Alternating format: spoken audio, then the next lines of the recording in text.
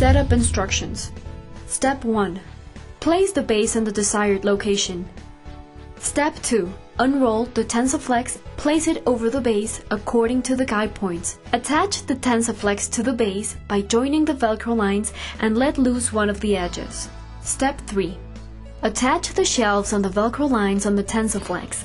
Make sure to match the guide points. Close and adjust the TensorFlex. Step 4.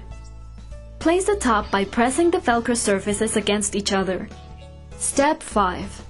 Door installation. Separate the TensorFlex from the shelves and base. Place the door on the corresponding space. Open the door and press the Velcro against the TensorFlex frame. Step 6. Make sure each of the elements is perfectly positioned according to the guide points. Your Solo Quattro is ready.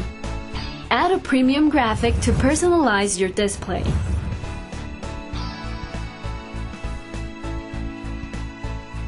To store it, follow the procedure backward and use its original packaging.